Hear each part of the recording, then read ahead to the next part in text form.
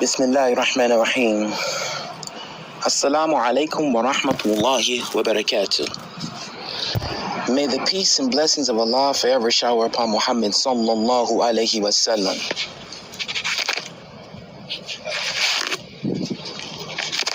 So yeah, I want to talk about something I think I touched base on before. I think I touched base on this before, and it deal with what you want from Allah.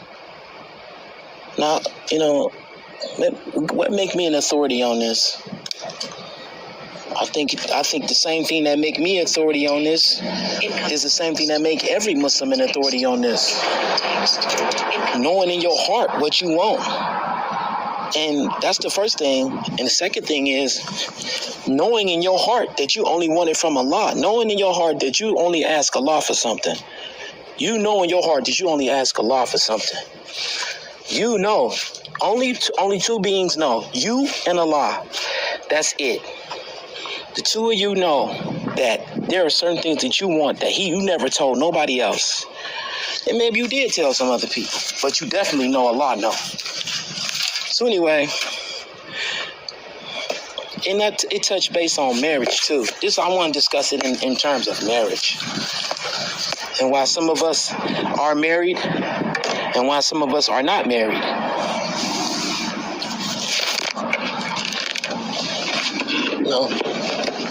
Some of us are not married because of what we really want. And Allah know what we really want. He know what we want. Allah know what we really want. And we know what we really want. And what we really want won't please. It does not please Allah. It does not please Allah. What we really want does not please Allah. That's why He ain't giving it to us. That's why you ain't getting what you want in regards to marriage. Because you really ain't really got there yet. You ain't really got there yet with what we're doing, what really and truly pleases Allah. And want something that really and truly pleases Allah.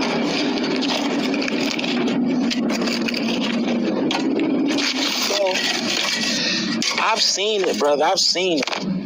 I've seen people who had it in their heart that really want from Allah. They want the things that please Allah.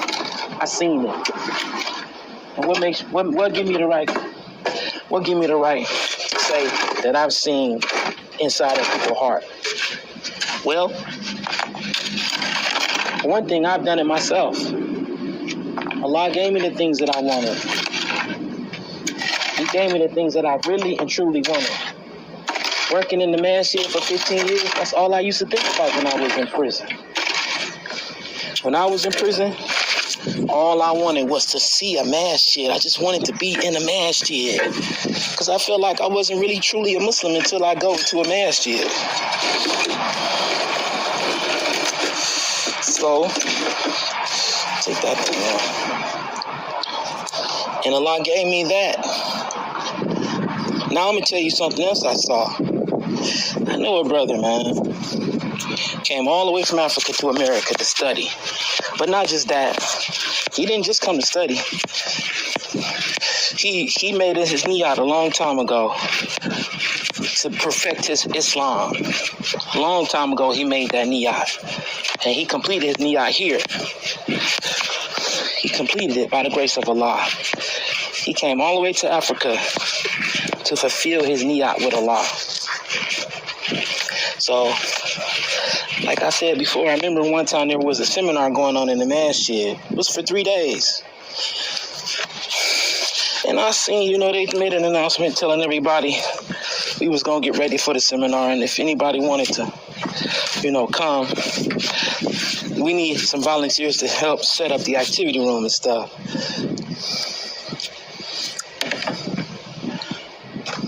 And so I seen the brother in there.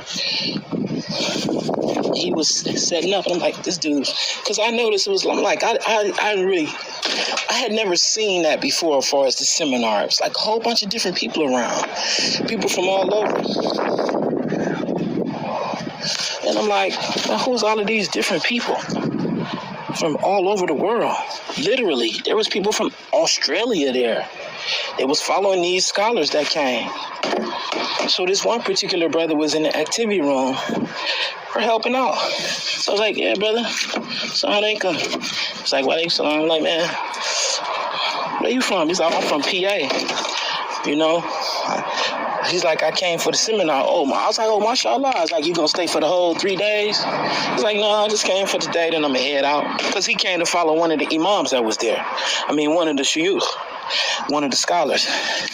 And so I was like, oh, man, that's alhamdulillah. I was like, man, mashallah, I was impressed. So I was like, brother, if you want to stay, you can stay for the whole 3. You can just come and stay with me. Because I wasn't married at the time. So he was like, yeah, cool.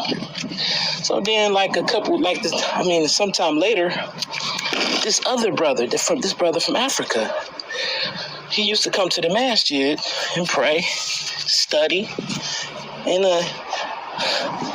he heard me telling the brother, and he was like, you think I can spend the night over your house so I can get up and pray Fajr in the morning? I was like, man, I was impressed by that too. Like, how often do Muslims ask each other for anything? We don't ask each other for nothing around here. Around here, brothers don't ask each other for nothing. And we definitely ain't asking each other to spend the night over each other's house just so we can pray Fajr in the morning. So I was impressed. So we had a great time. The brother came over. He was subhanAllah, by the grace of Allah. They was comfortable. They was cool. And everything was cool. And so that particular brother, he really wants to be a student of knowledge, I believe.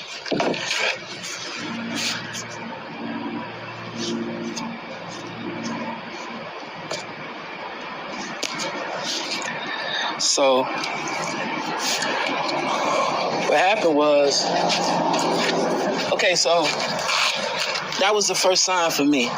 And then next thing I know, by the grace of Allah, he told me he lived far away. He lived a nice distance away. And so, next thing I know, subhanAllah, he ended up living in a house right down the street from the masjid.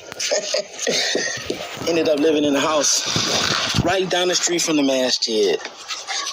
Then he started doing the hookups at another masjid. SubhanAllah. Then he married one of the daughters of one of the most respected brothers in our community. SubhanAllah. And now he lead the prayer for salat almost every day now. And I believe that's because in his heart, this is what he really wanted. That's what he wanted. Slowly but surely.